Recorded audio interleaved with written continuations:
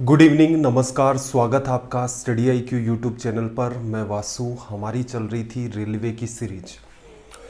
Railway की इस series का आज हमारा डे 68 है। हमने एक टारगेट लिया था कि 90 डेज में रेलवे का जो मैथ्स है उसे हम लोग पूरा करेंगे।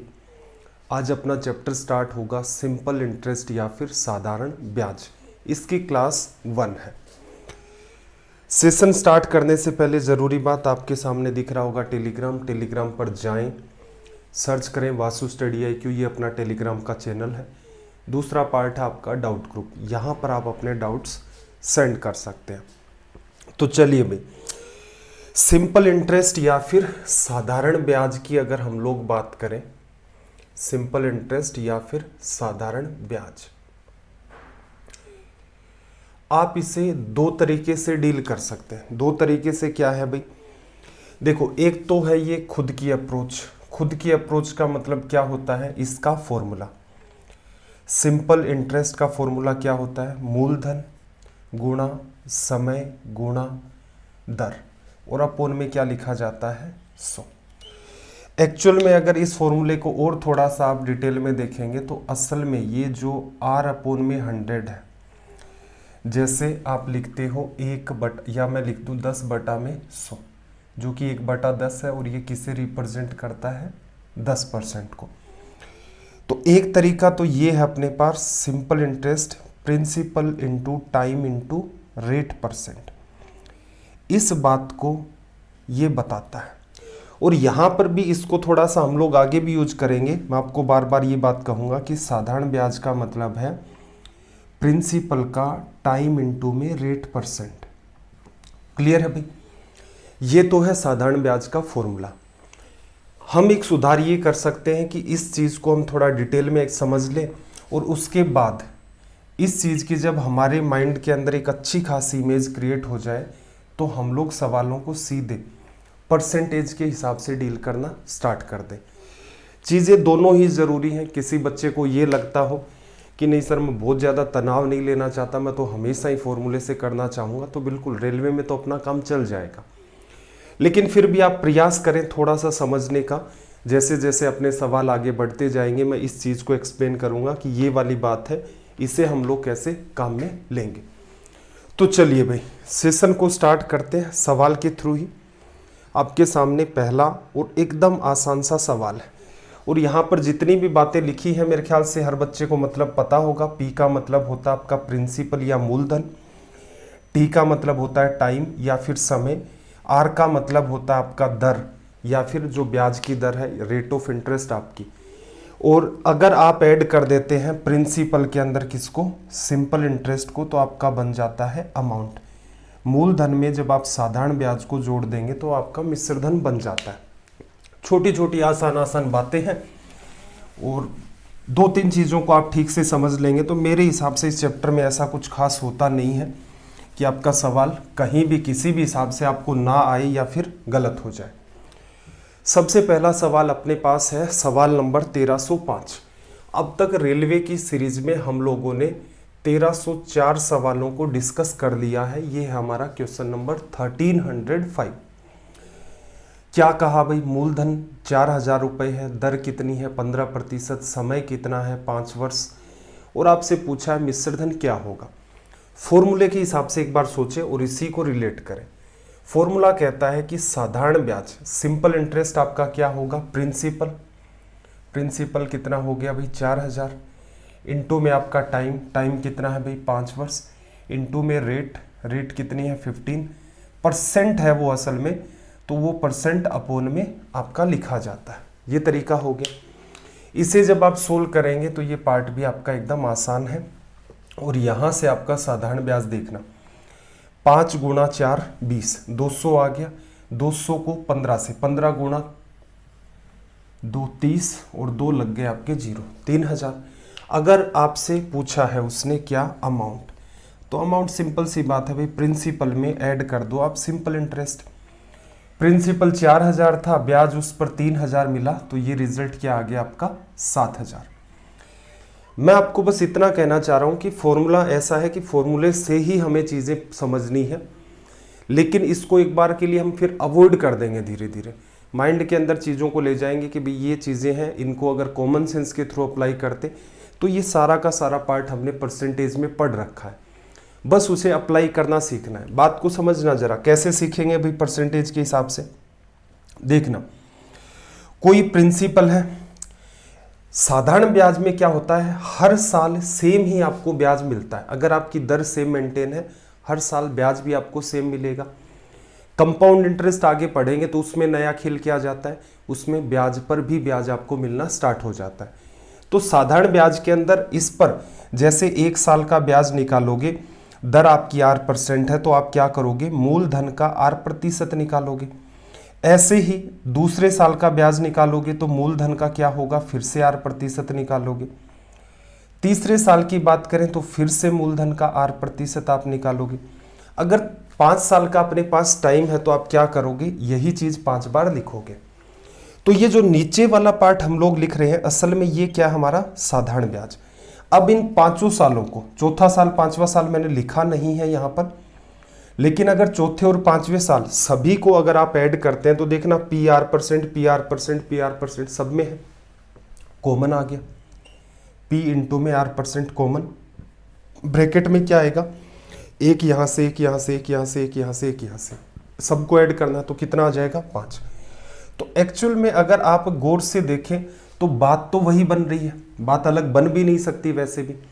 लेकिन यहां से हमने क्या सीखा, हम लोगों ने यहां से सीखा कि साधारण ब्याज में हर साल समान ब्याज मिलता है, निकालते क्या है, प्रिंसिपल का 8%। अगर आप इसी चीज को ऐसे अंडरस्टैंड करना स्टार्ट कर दें कि प्रिंसिपल हमेशा ही क्या होता आपका 100%, अपने आप में होता भी है, तो अगर ये आपका 100% है तो यहां पर देखो 100 का 15% निकालोगे कितना आएगा, 15%, फिर 15%, फिर 15%, 15%, 15%। तो यहां से बात को थोड़ा सा अंडरस्टैंड करना, क्या हुआ, टोटल मिलाकर के 75%। कैसे बना, 15% आपकी दर थी और समय आपका कितना था, 5 साल। ये बात भी वही है, कोई फर्क नहीं है इस बात के अंदर, सेम टू सेम वो की वो ही बात है, बस आपने एक अंडरस्टैंडिंग डेवलप कर दी। अंडरस्टैंडिंग डेवलप करने का फायदा ये हुआ कि आपको इतना लिखने की नीड नहीं है। कैसे करते भाई इस सवाल को, आपको पता चला समय आपका 5 साल है, दर आपकी 15% है, इसका मतलब हर साल 15% आपको ब्याज मिलेगा। और हम लोग मानते क्या है, मूलधन 100% मानते हैं, तो 15 के हिसाब से आपको 75% ब्याज मिला। तो मूलधन जितना भी है उसका 75%, परसेंटेज में पढ़ चुके हैं, 75% कितना होता है भाई, 3/4। 4000 का 3/4 निकालोगे कितना आ जाएगा, 4 से 4 कट गया, 1000 गुणा 3, 3000। ब्याज आपको 3000 मिला है, मूलधन आपका 4000 था, टोटल कितना हो गया आपका 7000। तो फायदा क्या होता है, परसेंटेज के हिसाब से अगर आप इससे डील करते हैं तो आपका ये जो सवाल है वो माइंड में हो जाता है। इस पर्टिकुलर कैटेगरी की मैं बात कर रहा हूं। आगे धीरे धीरे, ये तो एकदम नकली सवाल है, ऐसा एग्जाम में वैसे आता नहीं है, लेकिन वो ये कहीं से तो शुरुआत करनी पड़ती है कि कोई चैप्टर है उसका बेसिक होता है, उस चीज को हमें अंडरस्टैंड करना होता है। चलो भाई अगले सवाल की तरफ हम लोग मूव कर लेते हैं। अगला सवाल है आपके सामने, लैंग्वेज को रीड करना। हो सकता है कुछ सवालों में आपको लगे, क्योंकि ये वो चैप्टर हैं जो बहुत सारे बच्चों ने खुद पढ़ रखे होंगे, कहीं भी पढ़ रखे होंगे, लेकिन नया क्या मिलेगा, नया ये मिलेगा आपको यहाँ पर परसेंटेज के थ्रू हम चीजों को डील करना सीखेंगे। जैसे सवाल नंबर 1306। 1306 में देखो इसने क्या कहा, मूलधन है और 7 वर्ष के साधारण ब्याज का अंतर कितना है भाई, 1300 रुपए। साधारण ब्याज की दर कितनी है, 5% वार्षिक, मूलधन ज्ञात करें। एक तो तरीका यह है कि भाई आप जैसी जैसी लैंग्वेज चल रही है, देखो जैसी जैसी लैंग्वेज चल रही है वैसी वैसी लिखते जाओ। इसने क्या कहा कि मूलधन और 7 वर्ष के साधारण ब्याज का अंतर, मूलधन क्या होता है आपका P, प्रिंसिपल, इसमें से आपको क्या लेस करना है, साधारण ब्याज। सिंपल इंटरेस्ट कैसे निकालते हो, प्रिंसिपल इंटू में, टाइम कितना है भाई आपका 7 साल, दर कितनी है आपकी 5%, 5/100 आ गया। ये प्रिंसिपल है, ये आपका सिंपल इंटरेस्ट है, दोनों का अंतर कितना आपके पास 1300। इस बात को आप सोल्व करेंगे तो आपका P यहां से निकल के आ जाएगा। एक तरीका तो अपने पास ये है। दूसरा तरीका थोड़ा सा अंडरस्टैंड करना कि क्यों ना मैं प्रिंसिपल और सिंपल इंटरेस्ट का रेशियो ही निकाल लूं। कैसे निकालोगे देखना जरा। प्रिंसिपल हमेशा ही आप क्या लेते हैं 100%। साधारण ब्याज क्या होगा भाई? फिर साधारण ब्याज आप देखो हर साल 5%, दर 5% है। इसका मतलब प्रिंसिपल का 5% हर साल आपको ब्याज मिलेगा। 5%, 5% ऐसे चलता जाएगा। और कितने साल दिए आपको? 7 साल। तो सीधे सीधे आप लिख सकते हैं कि भाई आपको ब्याज कितना मिलेगा? 35%। इसे सिंप्लीफाई करोगे तो भविष्य में ध्यान रखना, एक बार हम समझ रहे हैं इसलिए हम लोग परसेंटेज भी लगा रहे हैं। आगे ऐसी भी नीड होगी, हम कई बार 100 ना मान करके कोई और संख्या मानेंगे, उसी के पर्सपेक्टिव में सिंपल इंटरेस्ट की बात करेंगे। ठीक है, पेशेंस बना के रखना, चीजें समझ आ जाएंगी। 5 से कैंसिल आउट करोगे यहां पर तो ये कितना आ गया 20, और ये कितना आ गया भाई आपका 5 से करोगे तो 7 लिखा जा सकता है। अब देखना जरा, इन दोनों का जो अंतर है, ये तो प्रिंसिपल हो गया, ये सिंपल इंटरेस्ट, दोनों का अंतर कितना है? 13 दिख रहा है। 13 ना होकर के वो कह रहा है कि एक्चुअल में ये कितना है आपका 1300 रुपए। किससे गुणा किया भाई? 100 से गुणा किया। आपको क्या चाहिए यहां पर? प्रिंसिपल। तो 20 को भी क्या कर दो 100 से गुणा कर दो, तो रिजल्ट क्या आ जाएगा आपका 2000 रुपीज लिखा जा सकता है। तो ये छोटे छोटे आपको सुधार करने हैं। धीरे धीरे हम लोग इन चीजों को अवॉइड करेंगे कि भाई ये साफ ही दिख रहा था 1300 है तो 20 2000 हो गया 100 से गुणा। ना ये लिखने की नीड थी, ना ये लिखने की नीड थी। इसमें भी सुधार करने का प्रयास करेंगे। आपको ये भी सिखाने की कोशिश करूंगा कि भाई जो चीज़ें आसान है, एग्जाम हॉल में टाइम अगर आपको बचाना है, चीज़ें आसान है, कोई कन्फ्यूजन नहीं है, तो वहां पर क्यों लिख रहे हो ये प्रिंसिपल है, ये सिंपल इंटरेस्ट है। हाँ, जब तक अंडरस्टैंडिंग डेवलप नहीं होती है तब एक एक बात को आपको मेंशन करते हुए चलना ही पड़ेगा। तो आई होप आपको बात समझ आ गई होगी कि परसेंटेज के थ्रू हम चीज़ों के साथ अगर डील करना सीख जाएं तो बातें एकदम आसान हो जाती हैं। देखना, सवाल नंबर अपने पास है 1307, क्वेश्चन नंबर 1307। क्या कहा भाई? मूलधन तथा 3 वर्ष के साधारण ब्याज का अंतर, प्रिंसिपल है और 3 ईयर का जो सिंपल इंटरेस्ट है, उन दोनों का अंतर आपका कितना चल रहा है? 1500। साधारण ब्याज की दर कितनी है? 12.5%। मूलधन ज्ञात करें। एक तो आपका वही तरीका है, क्या करो भाई, प्रिंसिपल ले लो और इसमें से क्या करो, प्रिंसिपल इनटू टाइम इनटू में rate of interest 12.5 divide by 100, और दोनों का डिफरेंस आपको क्या दे रखा है यहाँ पर 1500। इस बात को आप सोल्व कर लेंगे, रिजल्ट आ जाएगा। ये थोड़ा सा कैलकुलेटिव होता है। अब बात को अंडरस्टैंड करना, कुछ चीजें और निकल के आएंगी। देखो, एक तरीका तो ये है कि हम लोग क्या करें, प्रिंसिपल को 100 मान लें, 1 साल का ब्याज 12.5% होगा, मतलब 12.5 रुपए। 3 साल का 12.5 गुणा में 3 37.5। लेकिन यहां भी कैलकुलेशन उलझती है। तो पीछे हम लोगों ने चैप्टर पढ़ा था परसेंटेज। परसेंटेज में मैंने आपको कहा था कि ये वो वैल्यूज है, टेबल बनवाई थी जो बार बार रिपीट होती हैं। 12.5% उन्हीं में से एक था। इसे हम लोग क्या लिखते थे? 1/8 लिखते थे। नीचे वाला जो हमारा पार्ट था, इसको हमने क्या नाम दिया था? बेस वैल्यू, या फिर ये अपने आप में क्या है? 100%। ऊपर वाली बात क्या थी? ऊपर वाली बात इसी परसेंटेज को रिप्रेजेंट करती है। तो ये सारे के सारे मतलब हम लोग ऑलरेडी समझ चुके हैं कि 12.5% को आप 1/8 लिखते हैं। जब 8 है यहां पर 100% को रिप्रेजेंट करता है, उस केस में 1 इसी परसेंट वैल्यू को रिप्रेजेंट करना स्टार्ट कर देता है। अब थोड़ा सा दिमाग लगाओ, हम 100 क्यों माने भाई? हम लोग हमेशा ही क्या करते हैं, प्रिंसिपल को मानते हैं 100% मानते हैं। इस वाले सवाल में प्रिंसिपल आप ऐसा करो 100% की बजाय क्या मान लो 8। 1 साल का साधारण ब्याज कितना मिलता था? 100 रुपए पर 12.5 रुपए मिलता था। लेकिन हमने तो क्या माना है? प्रिंसिपल को 8। तो इसका मतलब ब्याज कितना मिलेगा? 1 मिलेगा 1 साल के अंदर। तो ऊपर वाली जो बात है वो ऑटोमेटिक दर के साथ रिलेट होकर के क्या बताएगी कि 1 ईयर का आपका सिंपल इंटरेस्ट लिखा जा सकता है। चलो, एग्जाम के अंदर कैसे डील करेंगे अंडरस्टैंड करना जरा। आपने देखा 12.5%, यही सारा का सारा खेल है, इसी में हर बात आपकी फंसी हुई है। 12.5% आप 1/8 लिखते हो, 8 100% हो गया, इसका मतलब ये तय है, मैंने इसको प्रिंसिपल मान लिया। एक 12.5% को बताता है, इसका मतलब 1 साल का ब्याज 12.5, फिर 12.5, फिर 12.5, जबकि रेशियो में वैल्यू क्या होगी 1 1 1, तो 3 साल का ब्याज कितना मिलेगा 3। तो ये मेरा क्या हो गया सिंपल इंटरेस्ट। अब इसने क्या कहा, इन दोनों का जो अंतर है, अंतर ले लिया, कितना है भाई 5। 5 असल में किसको बताता है, 5 असल में बताता है अपना 1500 रुपए को। किससे गुणा किया भाई, 300 से गुणा किया। आपको चाहिए क्या, आपको चाहिए प्रिंसिपल, कर दो इसे भी मल्टीप्लाई 300 से, 8 गुणा 3 2400 आ गया।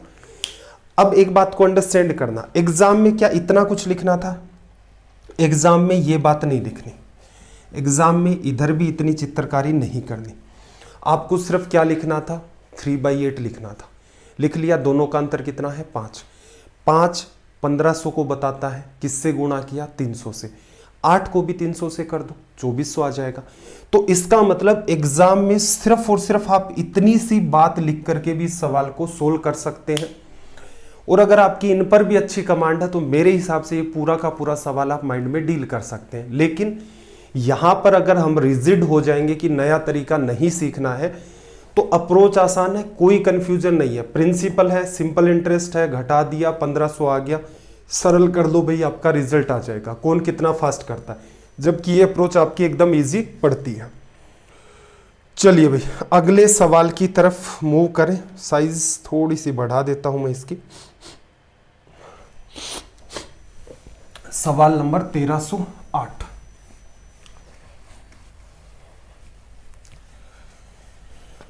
Question number 1308। बात को अंडरस्टैंड करना, क्या कहा पहले तो इसने 800 रुपए की एक धनराशि है, मतलब कुछ पैसे 800 रुपए, साधारण ब्याज की किसी निश्चित दर से 3 साल में कितने हो गए 920। यदि ब्याज की दर को 3% से बढ़ा दिया जाए तो उसी समय अवधि में धनराशि कितनी हो जाएगी। सवाल एकदम नकली है, वर्बली भी कर सकते हैं, सब कुछ दिख रहा है इसके अंदर क्या करना है और एकदम आसानी से हो सकता है। पहले बात को थोड़ा सा समझो, बात को समझना जरा। मान लो मेरे पास 800 रुपए है और अगर मैं दर रखता हूं 5%, अगर मैं दर रखता हूं 5%, तो पहले साल मुझे कितना ब्याज मिलेगा, 800 का 5% आप निकालोगे तो कितने होंगे 40 रुपये। 800 का 10% 80, 5% 40। अगर मैं 800 का फिर 5% निकालूं अगले साल तो मुझे कितने मिलेंगे, फिर से वही 40 रुपये। अगर कोई कहे कि भाई ऐसा करो आप दर को 3% और बढ़ा देते तो अब आपको ब्याज कितना मिला, तो आप कहते कि भाई 800 का 8% मिला, 8 गुणा 8 64 रुपए मिला। तो इसका मतलब अगले साल भी फिर से अगर आप ब्याज की दर को 3% बढ़ाएंगे तो उस केस में भी 800 का 8% आपको मिलेगा 64 रुपए मिलेगा। यहां तक बात क्लियर है कि भाई पहले दर 5% थी उसके हिसाब से पैसा निकाला, फिर दर 8% हुई उसके हिसाब से पैसा निकाला। सवाल में तो ये कह रहा है कि दर को 3% बढ़ा दिया है। तो एक बात को अंडरस्टैंड करना, अगर मैं इसको अलग अलग हिसाब करके देखूं कि 800 का 5% 40 रुपए, दर 3% अगर मैं बढ़ाऊंगा तो 800 का 3% मुझे और भी तो मिलेगा।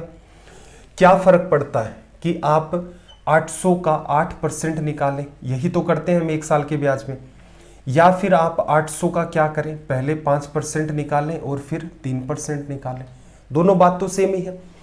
तो 800 का 5% तो ये रहा, 800 का 3% अगर और निकालोगे तो कितने आएंगे 24 रुपए, और यही मिलकर के क्या बन रहा है 64 रुपए। तो मैं आपको बस इतना सा समझाना चाह रहा हूं, दर जितने प्रतिशत बढ़ेगी उस एक्स्ट्रा वाले पार्ट को फाइंड कर लो और पहले तक जितना हो गया उसमें उस एक्स्ट्रा को ऐड कर दो। तो क्या कंक्लूजन निकला, मोटा मोटी कंक्लूजन ये निकला कि पहले तो रुपए जो थे वो 3 साल में 920 रुपए हो गए थे। हमें इस बात पर बिल्कुल दिमाग नहीं लगाना है कि पहले दर क्या चल रही थी, हालांकि सवाल ये आता कि दर क्या चल रही थी, तब आप कहते कि 800 रुपए हैं, 3 साल में 920 हो गए। साधारण ब्याज जो है वो आपका हर साल क्या होगा, सेम मिलेगा। तो 120 के अंदर 3 का भाग दिया तो इसका मतलब हर साल 40 रुपए ब्याज मिलेगा। कितने प्रतिशत है, तो 40 रुपए 800 का प्रतिशत में बदलोगे गुणा 100, 0 से 0 काटा, 8 का भाग 40 में दिया 5। तो इसका मतलब पहले वाली दर कितनी है आपकी, 5%। लेकिन इस सवाल में हमें कुछ नहीं निकालना, हमें यह पता है कि हमारे पास 800 रुपए तो थे और 3 साल में वो 920 हो गए। अब ये कह रहा है कि दर अगर मैं 3% बढ़ा दूं तो उतने ही ड्यूरेशन में, उतना ही ड्यूरेशन मतलब 3 साल के ड्यूरेशन में मेरा पैसा नया वाला कितना हो जाएगा। तो आप कहेंगे कि भाई सिंपल सी बात है, 3% अगर आपने दर को बढ़ाया है तो पहले साल 3% एक्स्ट्रा मिलेगा, अगले साल 3% एक्स्ट्रा मिलेगा, उससे अगले साल 3% एक्स्ट्रा मिलेगा। या आप ऐसा कह सकते हो हर साल 3% एक्स्ट्रा और समय कितना है, 3 साल, तो 3 गुणा 3 9%। तो आपको एक्स्ट्रा ब्याज कितना मिलेगा, 9%। 9% निकालोगे तो देखो 800 का 9%, प्रतिशत में सिखाया था, ये 2 जीरो को खत्म कर देगा, 8 9 72 रुपए आपको एक्स्ट्रा मिलेंगे। तो 920 जो हो रहे थे वो अब कितने हो जाएंगे, 992। ये लो भाई अपना रिजल्ट। तो कुछ खास इन पे सोचना ही नहीं होता है, ये सवाल आपके वर्बली हो सकते हैं। प्रयास करें जो प्रतिशत वाली बात हम लोग सीखने की कोशिश कर रहे हैं वो आपको अच्छे से समझ आ जाए। अगला सवाल देखना जरा।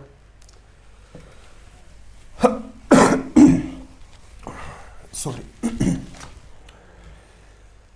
सवाल नंबर 1309, 1309 नंबर के सवाल में देखो इसने क्या कहा। एक व्यक्ति ने क्या किया, 4 वर्ष के लिए कुछ धनराशि उधार ले ली, कुछ पैसा उसने उधार ले लिया है। पहले साल ब्याज की दर कितनी है, 6% है। फिर हर साल क्या होगा, ब्याज की दर में कितने प्रतिशत की वृद्धि हो रही है, 0.5% की। 4 साल के बाद उसे कुल ब्याज कितना मिला, 3375 रुपए का। मूलधन ज्ञात करें। अब एक तो सीधा तरीका है भाई, हमारा जो प्रिंसिपल है वो हम मानते हैं 100। पहले साल, पहले डिटेल में समझो सवाल को, पहले साल ब्याज कितना मिलेगा, 100 का 6%, मतलब 6 रुपए लिख सकते हो। दूसरे साल क्या हुआ, दर 0.5% से बढ़ गई तो दर कितनी हो गई भाई, 6.5%, तो इस साल इतना ब्याज मिलेगा। तीसरे साल की बात करें तो अगेन रेट ऑफ इंटरेस्ट 0.5% से इंक्रीज हो गई, तो ऐड कर दो 0.5, 7% हो गया। और चौथे साल की बात करें तो ये अगेन 0.5% बढ़ के 7.5 हो गया। ऑल ओवर अगर आप कंक्लूजन निकालेंगे तो देखना जरा क्या हुआ, सबको ऐड कर दो, 7 और 6 13, 7 और 6 13, 0.5, 13 13 26 और 1 27। तो इसका मतलब क्या हुआ, ब्याज मिला आपको 27%। कब, जब हमारा चल रहा है प्रिंसिपल 100%। अब आप प्रतिशत वाली बात को हटा भी सकते हैं क्योंकि हमें सिर्फ कंपैरिजन करना है। क्या ये काम लिखकर ही ऐड कर सकते थे, नहीं भाई, लिखकर नहीं कर सकते थे, वर्बली भी कर सकते थे। कैसे, पहले दर 6%, फिर 6.5, फिर 7, फिर 7.5। अब ऐसा करो भी 6% तो हर साल है ही, तो 24% हो गया। पहले साल 6 है, अगले साल 0.5 बढ़ी, फिर 1 बढ़ गई, उसी के अंदर 0.5 और बढ़ाओगे तो 6 में इंक्रीज 1 का, फिर 1.5 का, तो 1.5 आधा 2 और 1 3। तो आप सीधे सीधे कह सकते हो 24 में 3 जोड़ा तो ब्याज आपको कितना मिला भाई, 27%। तो ये सारी की सारी चीजें आप चाहते तो माइंड में कैलकुलेट कर सकते थे, इसमें कोई तनाव नहीं था। अब आ जाते हैं मुद्दे की बात पर। देखना हमारे पास क्या है, प्रिंसिपल हमारा 100 है, ब्याज हमें कितना मिला है भाई, 27। 27 ना होकर के किसको बताता है, 3375 को बताता है। हमें प्रिंसिपल क्या चाहिए, 100। एक की जब आप वैल्यू निकालेंगे तो क्या करेंगे, इसके अंदर 27 का भाग देंगे, जायज सी बात है। रीजन या तो आपको पता चल जाए कि किसका मल्टीप्लाई हुआ, नहीं पता चल रहा, जैसे पता चल जाता है वैसे तो कोई समस्या वाली बात नहीं है। देखो 27 को किससे गुणा किया, ये संख्या आई, तो देखना 33 में भाग दिया 27 का एक बार, कितना बचा भाई आपके पास, 7 6 13, 67। 27 गुणा में आपके पास कितना हो गया, 2 54, 54 13 बच गया, 135 में 27 का भाग 5 बार। तो प्रिंसिपल आपने क्या माना था, ये तो आपका सिंपल इंटरेस्ट है, प्रिंसिपल आपने माना था 100, तो 100 को भी यहाँ से क्या करोगे 125 से मल्टीप्लाई, तो रिजल्ट आ जाएगा 12,500 रुपये, लिखा जा सकता है। कई बार क्या बच्चे के ये बात अंडरस्टैंडिंग में नहीं आती, तो दूसरा तरीका ये भी हो सकता था, हमने 27 माइंड में कैलकुलेट कर लिया, 27 किसको बताता है 3375 रुपये को, एक किसको बताता है, भाग कर दो 27 का, एक की वैल्यू आ गई, प्रिंसिपल की वैल्यू कितनी होती है 100, इसको सोल्व कर दो। अब आप सीधे कर सकते हो तो सीधे काट दो, सीधे नहीं काट सकते तो पहले छोटे नंबर से काट के फिर बड़े नंबर से काट देना, जैसा आपको कन्वीनियंट लगे। तो आई होप आपको बात समझ आ गई होगी कि परसेंटेज के हिसाब से इन क्वेश्चंस को डील करना इजी रहता है। चलो भाई यहां से अगले सवाल की तरफ हम लोग मूव करें। Question number 1310। देखना 1310 में क्या कहा कि कोई धनराशि साधारण ब्याज की किसी निश्चित दर से 2 साल बाद कितनी हो जाएगी 720, और 7 साल के बाद कितनी हो जाएगी 1020। आपसे पूछा है कि साधारण ब्याज की दर कितनी है और मूलधन कितना है, आपसे रेट ऑफ इंटरेस्ट और प्रिंसिपल पूछा है। सवाल इजी है, बस थोड़ा सा एक बार इसको डिटेल में समझ लेते हैं। देखो इसने क्या कहा कि जो पैसा है वो 2 साल के बाद 720 हो जाएगा। इसका मतलब इसमें क्या शामिल है, अगर ये कहता कि 2 साल के बाद 720 रुपये ब्याज मिलता तब तो साफ समझ आता कि भाई 720 रुपये ब्याज बोल रहा है तो है। आपने पैसा उधार दिया है, 2 साल के बाद 720 हो गया, इसका मतलब प्रिंसिपल आपने उधार दिया था, उस पर आपको क्या मिला सिंपल इंटरेस्ट, तो इसका मतलब ये बात कर रहा है अमाउंट की। अमाउंट की बात कर रहा है तो अमाउंट को रिप्रेजेंट करने का सिंपल सा ही तो तरीका है कि प्रिंसिपल में जितना भी आपको इंटरेस्ट मिला है वो ऐड कर दो। देखना पहले क्या मान लेते हैं हम लोग, थोड़ा इजी कर देते हैं। प्रिंसिपल P रुपए थे उसके पास, उधार दिए उसने, P रुपए उसने उधार दे दिए। 1 साल का ब्याज मैं मान लेता हूं X रुपए है, तो 2 साल का ब्याज कितना मिला भाई 2X रुपए, क्योंकि सिंपल इंटरेस्ट में तो रेट ऑफ इंटरेस्ट तो बदल नहीं रही, ऐसा तो इसने कहा नहीं है कि हर साल ब्याज की दर बदल रही है। रेट ऑफ इंटरेस्ट ऑटोमेटिक यहां पर सवाल में क्या हो गई सेम। आपको पता है हर साल ब्याज आपको सेम मिलेगा, तो 1 साल में ब्याज X रुपए मिलता है, तो 2 साल में कितना मिलेगा 2X, और पैसा कितना हो गया टोटल 720। चलो केस सेकंड में कि 7 वर्ष के बाद, ऐसा भी नहीं कहा, देखो छोटी छोटी लैंग्वेज है, मैं क्लियर करवाने का प्रयास कर रहा हूं। अगर ये कहता कि इसके 7 साल बाद, ऐसा नहीं कहा, इसने सिर्फ क्या कहा कि 2 वर्ष बाद इतना हो जाता है, 7 साल बाद इतना, तो प्रिंसिपल है और उसमें 7 साल बाद इतना हुआ, इसका मतलब 7 ईयर का सिंपल इंटरेस्ट। अगर ये कहता इसके 7 साल बाद, तो टोटल ड्यूरेशन क्या होता, 0 से स्टार्ट करते और 9 तक चले जाते। कितना हो गया भाई पैसा 1020 रुपए। सोल्व करना है, सिंपल है भाई, नीचे वाली इक्वेशन में से ऊपर वाली को घटा दो, P से P कट गया, 7x में से 5x 7x में से 2x चला गया 5x, 1020 में से इसको लेस कर दोगे कितना आ जाएगा 300। x की वैल्यू कितनी आ गई 60। 60 क्या बताता है 1 साल का ब्याज, हमने यही तो माना था ना, यह आ गया आपका 1 ईयर का सिंपल इंटरेस्ट, 1 साल का साधारण ब्याज। इसी को आप चाहो तो इस वाले पार्ट में फिर से रख दो। प्रिंसिपल क्या निकलता हुआ दिख रहा है 60 गुणा 2 120, 720 में से 120 चला गया तो कितना बचा 600। ब्याज की दर आपको निकालनी है, तो सीधी सी बात है भाई 60 रुपए ब्याज मिला है किस पर 600 रुपए पर। 1 साल का ब्याज जो होता है उसी को परसेंटेज में आप बता दो प्रिंसिपल के एस्पेक्ट के अंदर, वही आपकी रेट ऑफ इंटरेस्ट। ये आपका मन कर रहा है कि सर मैं तो फॉर्मूला ही लगाऊंगा, तो ऐसा करो प्रिंसिपल इंटू टाइम 1 ईयर हो गया, और इंटू में रेट ऑफ इंटरेस्ट R/100 लिख दो, इक्वल में 60 लिख दो।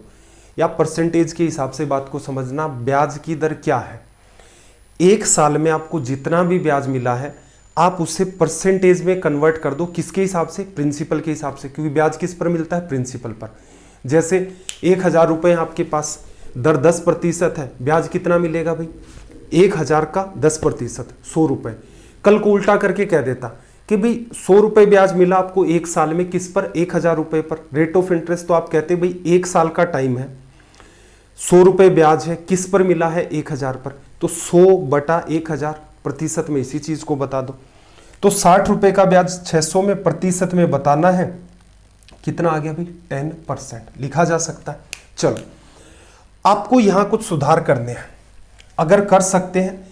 देखो अगर यहां पर डेटा टिपिकल होता तो बिल्कुल हमें एक एक बात यहां पर लिखनी ही पड़ती, जैसा हमने लिखा है। चीजें आसान है तो आप इजी वे में डील कर सकते हो। पहले में आपको दिख रहा है कि प्रिंसिपल है प्लस 2 साल का ब्याज है, 720 हो गया। अब अगर मैं प्रिंसिपल में 2 साल का ब्याज और 5 साल का ब्याज ऐड कर दूं तो प्रिंसिपल में मैंने क्या ऐड किया, एक्स्ट्रा। देखो इस बात को समझना, पहला केस क्या है, प्रिंसिपल प्लस 2 ईयर का सिंपल इंटरेस्ट 720 बना रहा है। अगर मैं इसी के अंदर 5 साल का और ब्याज ऐड कर दूं तो ये मैंने ऐड क्या किया, प्रिंसिपल में मैंने ऐड कर दिया 7 साल का ब्याज। अब यहां पर अंडरस्टैंड करना, ये वाली बात आपकी कितनी है, 720 बन रही है, प्रिंसिपल और 2 साल का ब्याज। ये पूरी बात किसको बताता है, प्रिंसिपल और 7 साल का ब्याज, किसको, 1020 को। तो ये वाली जो वैल्यू यहां पर आपकी निकलेगी वो कितनी है, 300 रुपए। घुमा फिरा करके पुराने वाली ही बात है, बस क्या होता है आप अंडरस्टैंडिंग को चेंज करते जाएं, चीजें आसान हो जाएंगी। ऐसा समझ सकते हो 720 में क्या है, प्रिंसिपल है और 2 साल का ब्याज है। अगर इसी में मैं 5 साल का ब्याज और ऐड कर दूं तो प्रिंसिपल में मैंने टोटल 7 साल का ब्याज ऐड किया है, तो वो 5 साल का ब्याज 720 में मैंने 300 ऐड किया तभी 1020 बना। तो 5 ईयर का सिंपल इंटरेस्ट मेरा क्या हो गया, 600। 1 साल का ब्याज कितना, 60 रुपए ब्याज आ गया। 720 में से 2 साल का लेस कर दो, 120, 600 रुपए प्रिंसिपल, 60 रुपए ब्याज 600 पर 1 साल के अंदर, यही रेट ऑफ इंटरेस्ट आपका। तो ये डील हो जाएगा वर्बली 10% और आपका 600।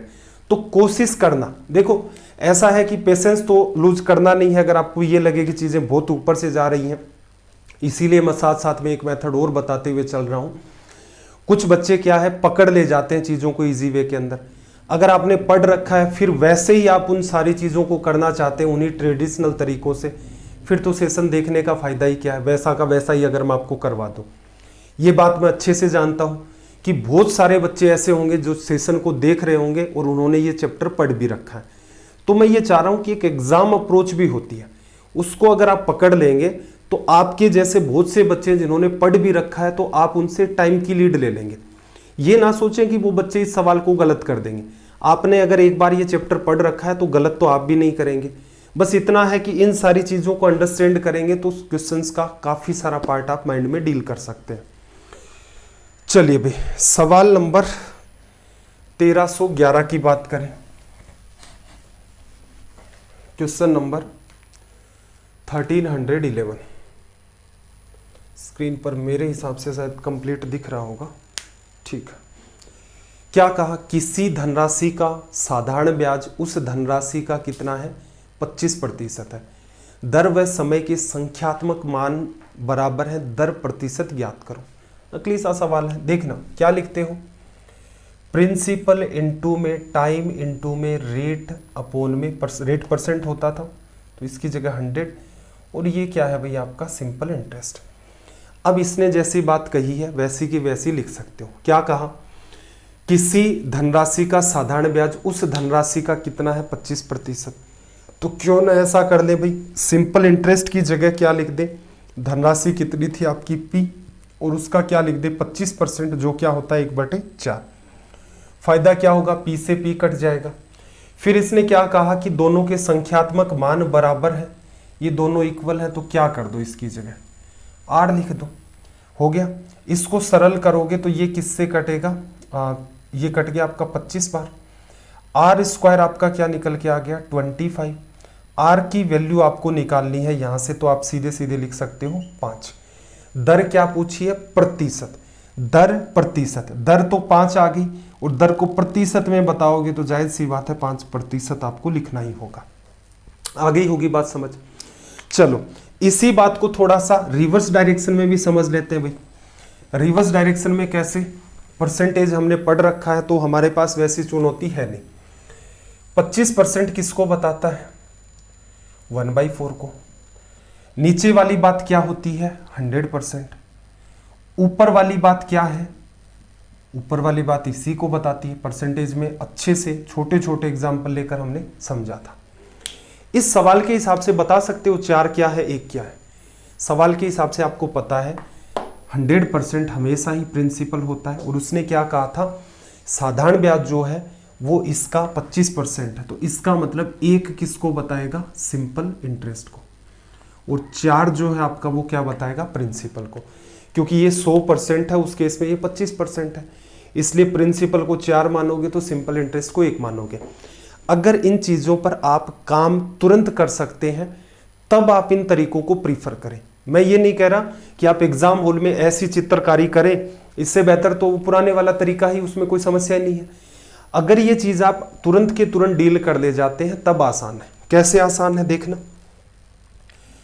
देखो एग्जाम में अगर आप इसे डील करते हैं तो देखो प्रिंसिपल कितना भाई, 4 रुपए, टाइम और रेट दोनों ही सेम है, मैंने आर मान ली, अपोन में मेरे पास क्या आएगा 100, सिंपल इंटरेस्ट कितना 1, सरल करोगे 25 बार कट गया, आर स्क्वायर 25, आर की वैल्यू 5, तो रेट परसेंट आपसे पूछा है तो सीधे सीधे ही रिजल्ट आपका कितना आ जाएगा 5%। इतना सा आपको काम करना था, या फिर नीचे लिखने की भी नीड नहीं है, दिख रहा है आर स्क्वायर इक्वल्स टू 25, तो आर की वैल्यू यहां से सीधे सीधे आपकी आ जाएगी 5%। अगले सवाल को देखना जरा, सवाल नंबर 1312, और इसी तरीके से इन चीज़ों को थोड़ा भाई डिटेल में समझते हुए चलना, रटने का प्रयास नहीं करना, क्योंकि इन्हीं चीज़ों का हम यूज करके आगे डील करेंगे। अगला ही अपना चैप्टर होगा, इसके बाद 3 सेशन चलेंगे मेरे ख्याल से। आपको जो पीडीएफ दी थी उसमें एक्सप्लेन किया था ना कि 90 डेज में कब क्या पढ़ाया जाएगा, तो मेरे ख्याल से शायद 3 सेशन है सिंपल इंटरेस्ट के, उसके बाद 3 सेशन अपने कंपाउंड इंटरेस्ट के। तो जिस तरीके से मैं आपको यहाँ पढ़ा रहा हूँ, इन चीज़ों को अच्छे से पढ़ना, क्योंकि इन्हीं चीज़ों का सारा हम लोग किस में लेंगे, कंपाउंड इंटरेस्ट में। अगला सवाल देखना जरा, किसी धनराशि का साधारण ब्याज उस धनराशि का कितना है, 4/9 गुना, दर व समय के संख्यात्मक मान है, दर प्रतिशत ज्ञात करो। पहले तो बात को समझो, असल में क्या है जो दे रखा उसको समझो। किसी धनराशि का सिंपल इंटरेस्ट किसके बराबर है, जो प्रिंसिपल दे रखा है उसका कितना, 4/9, ठीक है। रेशियो में हम लोगों ने एक एक बात को खोल के समझा था कि रेशियो का जो स्टैंडर्ड फॉर्मेट होता है वो क्या होता है, एक चीज दूसरे के साथ कैसे डील की जाती है, कब पैटर्न ये लिखा होगा तो कब उसको क्या समझेंगे हम लोग, कई छोटी छोटी बातें थी। आई होप आपने वो भी पढ़ रखा होगा। तो यहां से देखो सिंपल इंटरेस्ट इक्वल्स टू में प्रिंसिपल का 4/9, ये जितनी भी बात है ये आपको दे रखी है। आपने क्या लिखा, सिंपल इंटरेस्ट अपॉन प्रिंसिपल, तो साधारण ब्याज कितना है 4, प्रिंसिपल कितना आपका 9, लिखा जा सकता है। ये बात इस रेशियो पढ़ते टाइम मैंने आपको पहले वहां भी समझाई थी कि सिंपल इंटरेस्ट प्रिंसिपल का 4/9 है, तो सीधे सीधे प्रिंसिपल को वहीं का वहीं नीचे ले आओ, सिंपल इंटरेस्ट 4 हो गया, प्रिंसिपल 9 हो गया। अगर वो बात आपकी अंडरस्टैंडिंग में है तो फिर सवाल तो कुछ है नहीं। कैसे देखो प्रिंसिपल कितना लोगे यहां पर, 9 हो गया। रेट और टाइम के जो आपकी वैल्यूज है, जो आपकी संख्यात्मक मान है वो सेम है, तो दोनों को क्या मान लो, x मान लो, तो दोनों क्या हो जाएंगे x² अपोन में 100। ये क्या लिखा है, मूलधन गुणा समय गुणा दर बटे 100, साधारण ब्याज का फॉर्मूला। साधारण ब्याज है कितना, 4, लिखा जा सकता है। देखना जरा, इस पूरे का अगर मैं अंडर रूट कर दूं तो x बराबर 100 गुणा 4, 400/9, 400 का अंडर रूट 20, 9 का 3, तो यहां से देखो अपना ऑप्शन सी क्या आ गया है, करेक्ट। तो वो जो पीछे भी सिखाया गया था वहां भी शायद मैंने आपको हिंट दिया था कि रेशियो चैप्टर को थोड़ा बेहतर तरीके से समझ लो।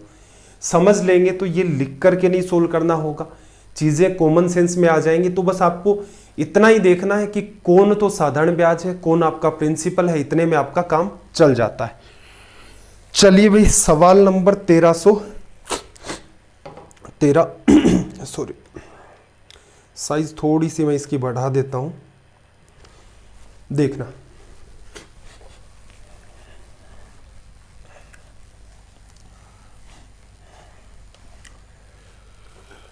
देखो 1313 क्या कहा भाई, दी गई साधारण ब्याज की दर से किसी निश्चित समय अवधि के लिए मूलधन और मिश्र धन का अनुपात 4:5 है।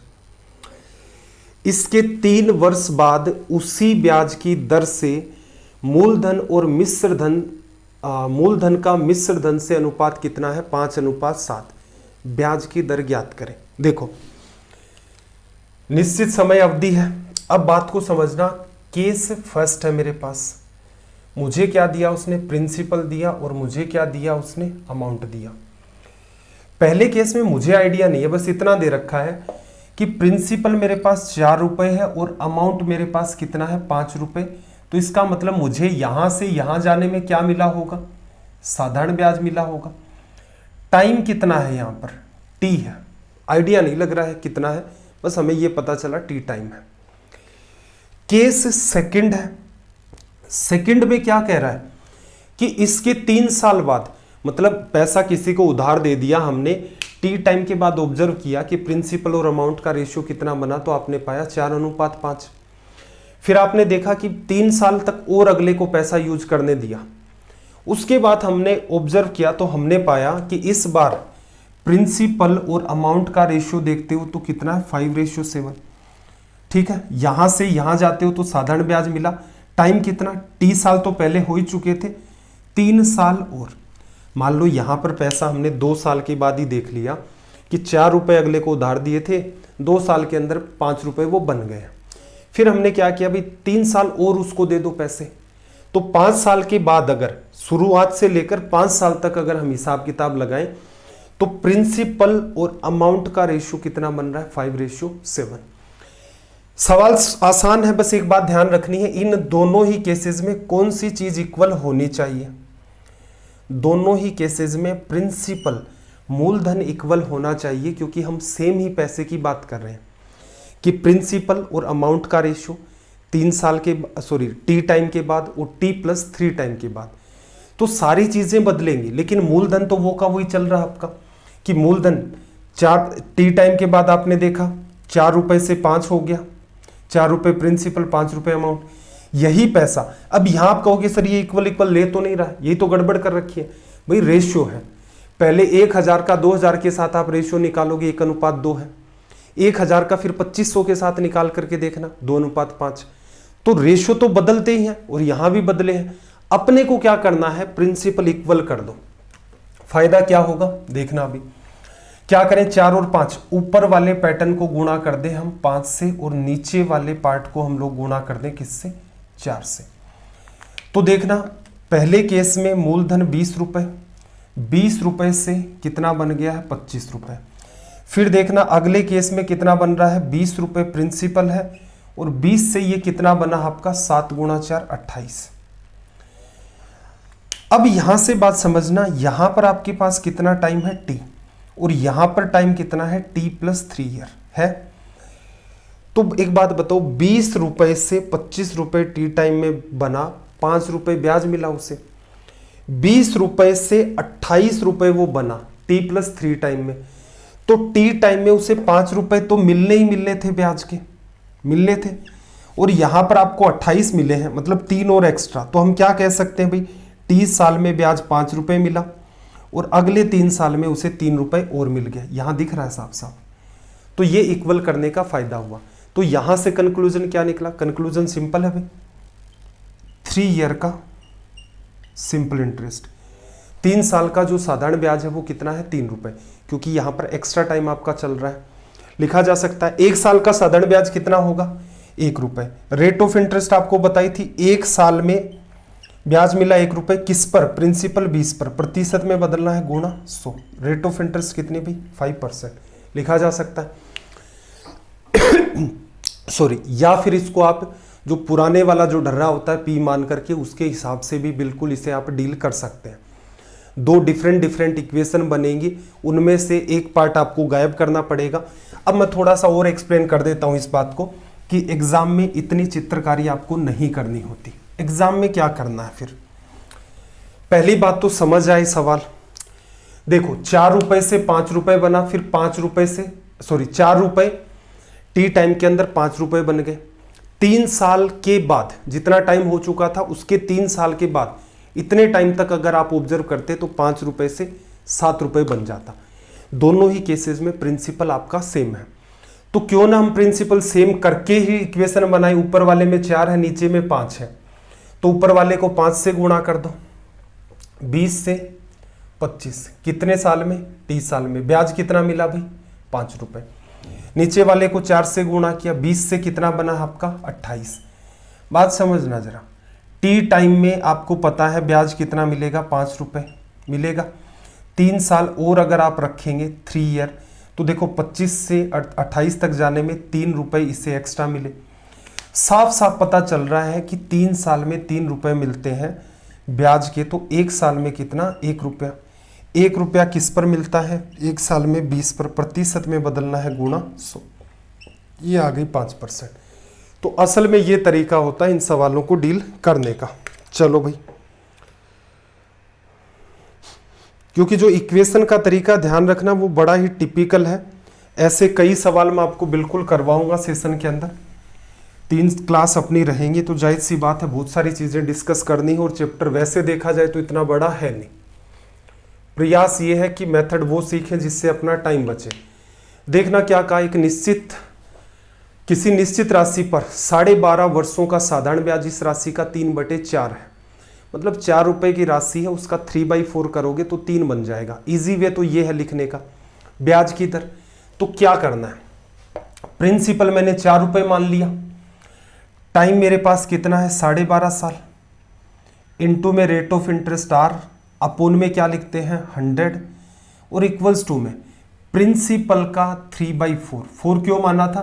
क्योंकि आगे चल के उसने कहा था कि सिंपल इंटरेस्ट जो है वो प्रिंसिपल का 3/4 है, तो बेटर है प्रिंसिपल को 4 मान लो। सिंपल इंटरेस्ट का पूरा फॉर्मूला है, यहां सिंपल इंटरेस्ट लिखना ही है, इसका 3/4 करके आपने लिखा तो रिजल्ट आ गया। सोल्व कर दे यहां से, देखना 12.5 को 4 से करोगे, 12.5 गुणा में 2, 25 गुणा 2 50, ये 50 बना, इससे कटेगा 2 बार 100 से, आर बराबर कितना आ गया भाई? 6%। ये रिजल्ट आ गया। चलिए भाई अगले सवाल की बात कर लेते हैं। क्वेश्चन नंबर 1315, सवाल नंबर 1315।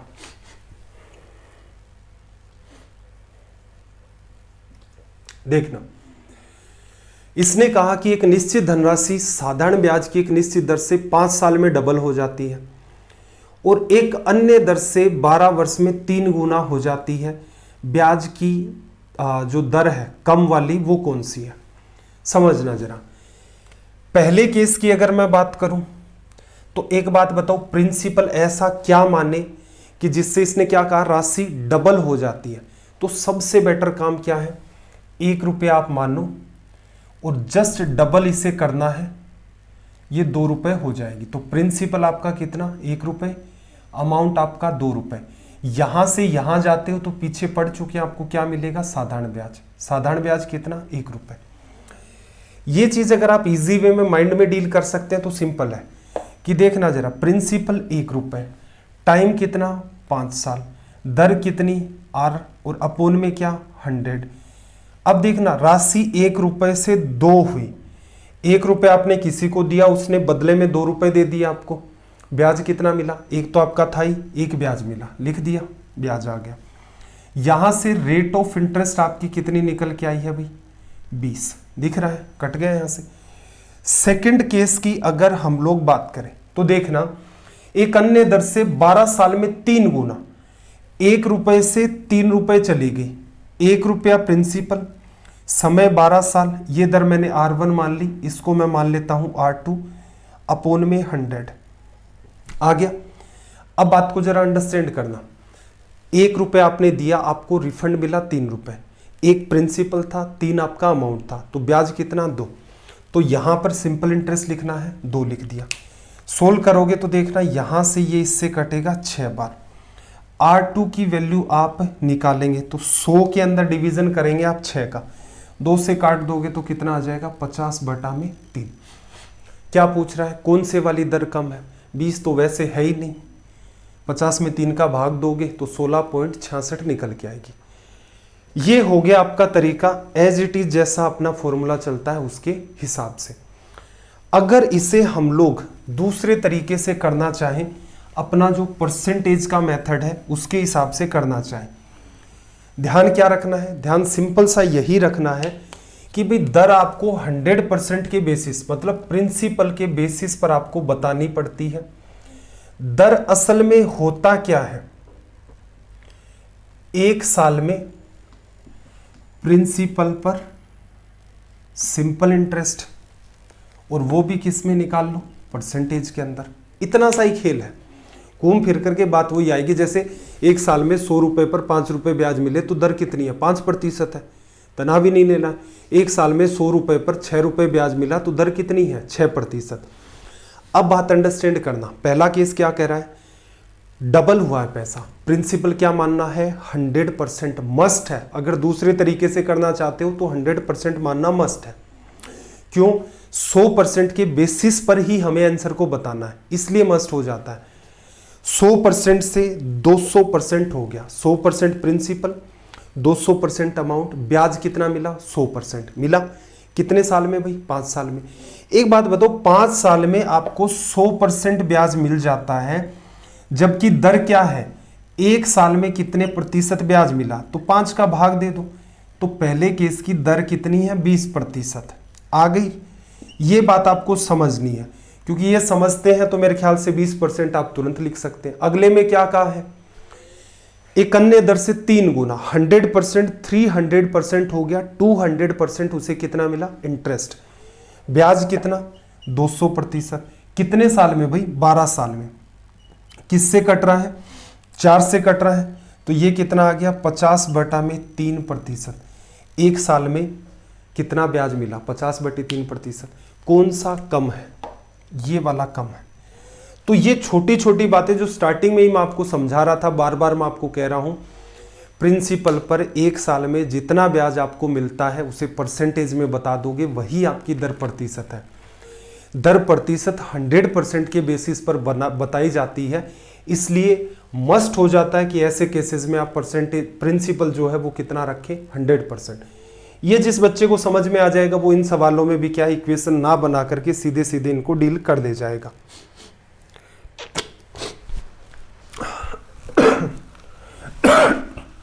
सॉरी, देखना भाई अगला सवाल, सवाल नंबर 1316। देखो, प्रति वर्ष साधारण ब्याज दर पर किसी राशि पर 10 वर्ष में मिलने वाला ब्याज उस राशि का 2/5 भाग है, तो साधारण ब्याज की दर ज्ञात करें।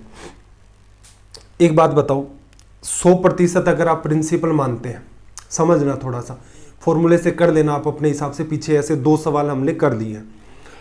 सीधे डील करना चाहते हैं, सीधे डील करना है, रेट ऑफ इंटरेस्ट आपको बतानी है। रेट ऑफ इंटरेस्ट क्या है, हर साल कितने प्रतिशत आपको ब्याज मिला। अगर आप प्रिंसिपल को 100% मान लेते हैं तो जो आपको एक साल में मिलेगा वो ऑटोमेटिक ही आपकी रेट परसेंट होगी। जैसे 100 रुपए अगर आपने क्या मान लिया, मूलधन, 5 रुपए ब्याज मिला, तो सीधे सीधे आप कहेंगे 5%। एक साल में अगर ब्याज 5 रुपए मिला, रेट ऑफ इंटरेस्ट 5%। लेकिन अगर आप 200 रुपए मानेंगे और वहां कहेंगे कि 10 रुपए ब्याज मिला है, तो आपको क्या करना पड़ेगा, 10 रुपए ब्याज 200 पर एक साल में गुणा 100 करोगे, 2 जीरो से 2 जीरो कट गया, 10 में 2 का भाग दिया, 5%। तो ये फायदा होता है 100% मानने का, क्योंकि परसेंटेज 100 के बेसिस पर ही बताना होता है। वही आप मान लो जिससे सवाल आपका इजी वे में हो जाए। अब देखो, इसने क्या कहा कि ब्याज जो है वो 2/5 पार्ट है, किसका है, प्रिंसिपल का। प्रिंसिपल 100% मान लिया, 2/5 करोगे, मेरे ख्याल से करना इजी होता है, 2/5 आप करोगे तो सीधे सीधे कितना आ गया, 40%। टोटल ब्याज आपको कितना मिला है, 40%। कितने सालों में भाई, 10 सालों में। एक साल में कितना ब्याज मिलेगा, 10 का भाग दे दो, तो रेट ऑफ इंटरेस्ट कितनी आ जाएगी, 4%। तो अगर आप ये सवाल माइंड में करना चाहते हैं तो ये तरीका है। पुराना ढर्रा क्या है, 2/5 करना है, तो प्रिंसिपल कितना, 5, टाइम 10 साल, rate of interest R upon में 100, ब्याज कितना भाई, जो प्रिंसिपल आपने माना है उसका 2/5, 5 इसीलिए माना था कि 5 से 5 कट जाए और ये 2 आ जाए। सरल कर दो, 5 से काटा इसको 2 बार, 2 2 4%। ये आपका रिजल्ट आ गया। और एक तरीका हमने क्या देखा है कि इस सवाल को आप चाहते तो माइंड में भी डील कर सकते थे। चलो भाई अगले सवाल की तरफ मूव करते हैं।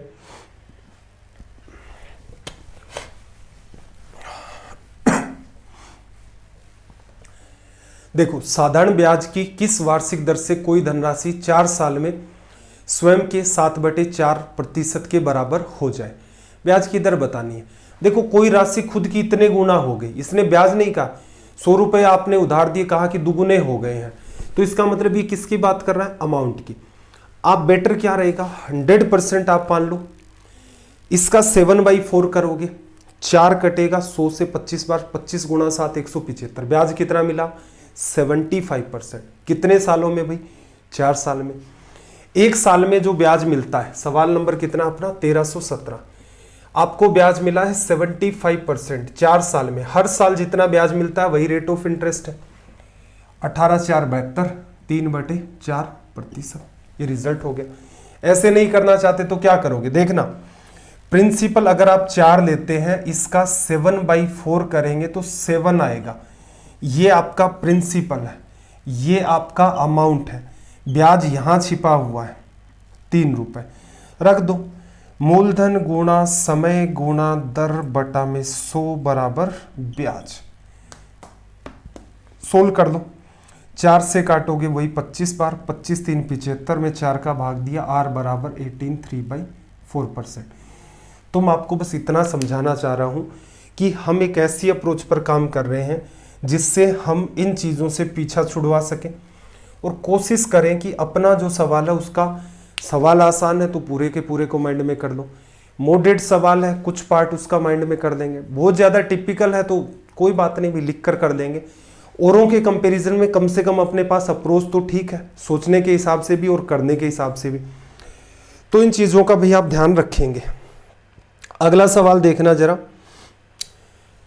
सवाल नंबर 1318। स्क्रीनशॉट ले लो भाई इस सवाल का, ये आपका रहेगा आज का होमवर्क। राधा ने क्या किया? 29,400 रुपये 6 साल के लिए साधारण ब्याज पर जमा करवा दिए। 6 साल बाद उसे 4200 रुपये ब्याज प्राप्त किया। वार्षिक ब्याज की दर थी। करना कुछ नहीं है, वही है मूलधन गुणा समय गुणा दर बटे 100, उस टाइप से कर देना। या फिर 6 साल में ब्याज 4200 है, हर साल कितना मिला? 700 रुपये 29,400 पर प्रतिशत में बदलना है गुणा 100। इस हिसाब से भी आप चाहें तो डील कर दें। ये सवाल आपका होमवर्क रहेगा। अगले सवाल की बात करें तो देखना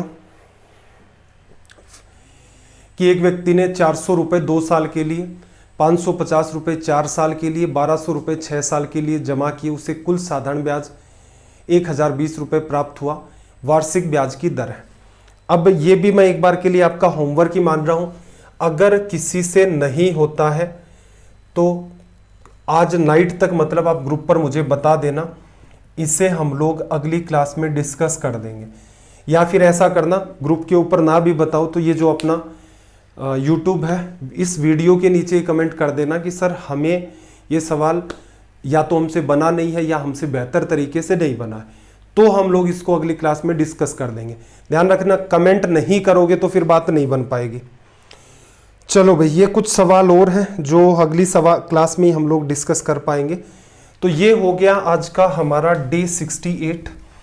मेरे ख्याल से आप साथ साथ में अच्छे तरीके से तैयारी कर रहे होंगे। मेहनत करते रहें, मेहनत में विश्वास करें, जो कुछ भी होगा फिर अच्छा ही होगा। सेशन आपको कैसे लगते हैं एटलीस्ट कमेंट करके ज़रूर बताया करें।